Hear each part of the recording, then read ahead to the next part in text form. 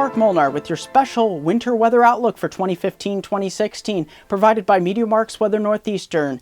Last winter we saw much brutal, colder weather across the east and record warm and drought across the west. That could be much different this winter. Let me explain why. The equatorial Pacific here, mainly most where the highest sea surface temperature anomalies as much as 2 to 2.5 degrees Celsius above normal, even some areas as much as 4 degrees Celsius, but we're basically averaging it out.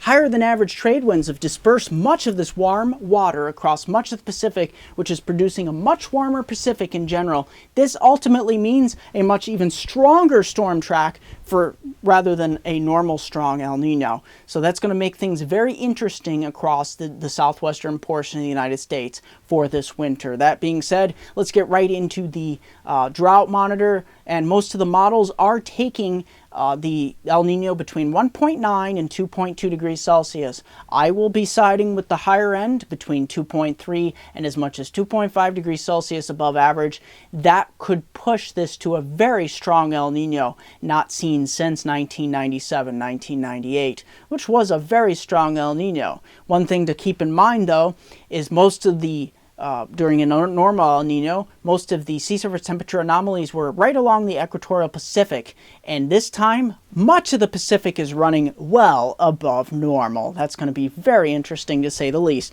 Let's take a look at the pattern here. That being said, for the drought here, exceptional drought for portions of Los Angeles, Sacramento, the Napa Valley, over to San Francisco, portions of Nevada, even portions of the Pacific Northwest dealing with moderate drought. Unfortunately, I don't have much good news for the Pacific Northwest, but it's not as exceptional as California.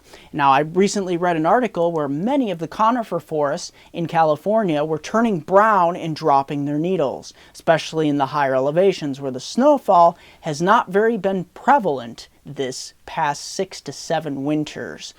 So, these forests are thousands of years old, and many of them are starting to die off in certain sections. This is not very good news, and hopefully we can start to reverse that trend this winter. Let's take a look at the pattern. Northern branch of the jet stream riding high. That should keep the Pacific Northwest very boring and also very dry. Not good news. Here across the Great Lakes and Northeast, a very weak storm track. It's not near as pronounced as the trough you saw last winter. The southern branch of the jet stream turning very active, like a pineapple express heading into California, Arizona, New Mexico, Texas, and into the Gulf Coast states. Florida and the Carolinas, producing a lot of precipitation across much of the southern states. That being said, let's take a look at the precipitation anomalies.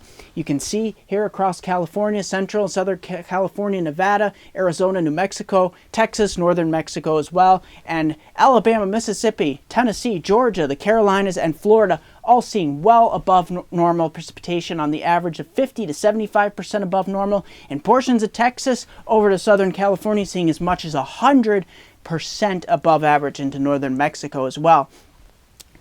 Portions of eastern Florida up to the Carolinas also seeing 100% of your average. Not very good news for the Carolinas, especially South Carolina.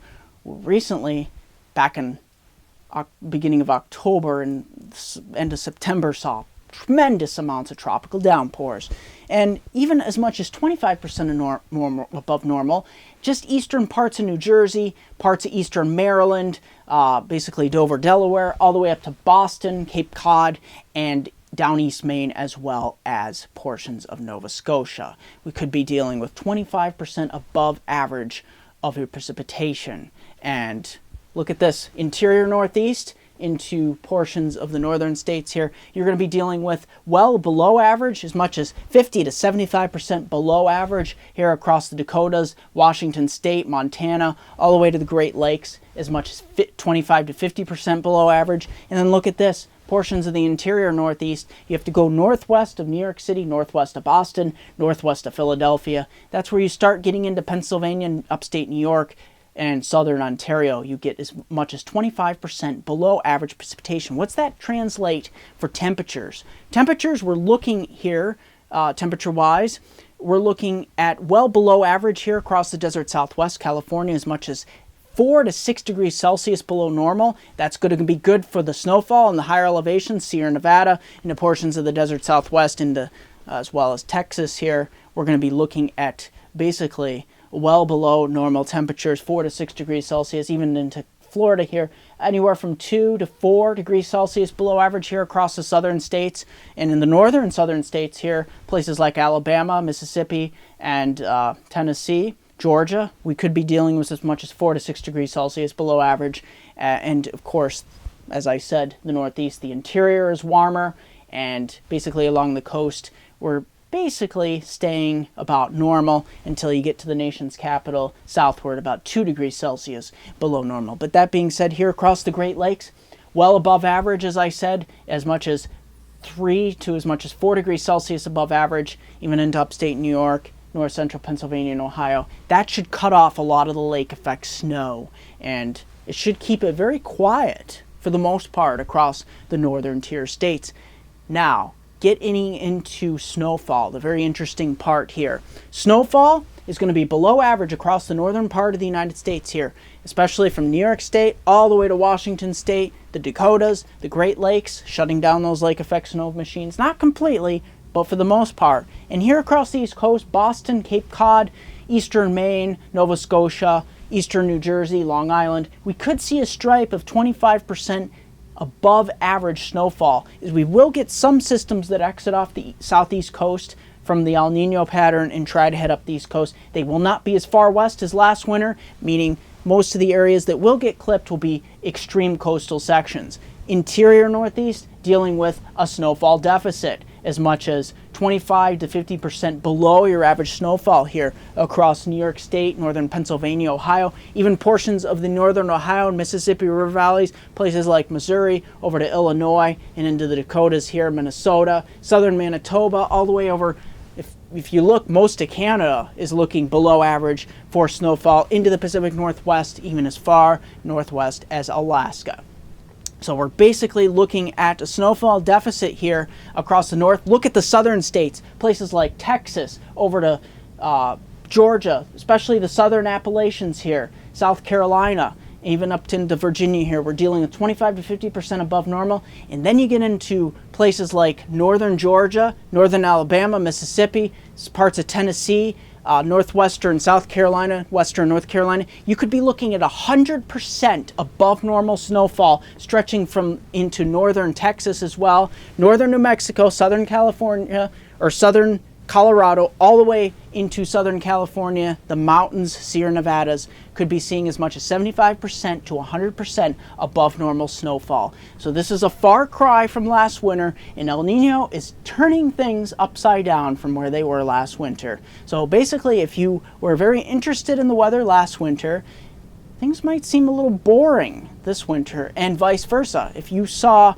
some very boring weather last winter, you could be seeing some very exciting weather this winter. Let's just hope all of the precipitation doesn't come all at once in California and the desert Southwest, because that will create some mudslides and it won't allow for the ground to sop up a lot of this. But one good news is the higher elevations will see that heavy snowpack. That being said, you can get all my updates as well, and I will have further updates on winter weather. This is my first update for 2015-2016's winter weather outlook, and I will leave you with a map here for the Northeast showing the snowfall, the tale of two worlds, 25% above normal snowfall here across coastal sections. Then you head inland and you get about 25% below normal places like Binghamton, Syracuse, Buffalo, maybe even as much as 50% below normal for portions of the eastern Great Lakes here into southern Ontario, southern Quebec, northern New England here, and even back into portions of northern Ohio. We'll get 25 to 50% below normal. But it'll be coastal sections here that see maybe as much as 25% above your normal, even into eastern Maine, Nova Scotia, and even the southeastern New Brunswick here. So kind of the tale of two worlds here, not the kind of snowfall you saw last winter. If you want to check out all my updates, don't forget to like me on Facebook, MeteoMark. Also at Weather Northeastern on Facebook, WX Northeastern on Twitter, as well as my website at MeteoMark.com and WeatherNortheastern.com.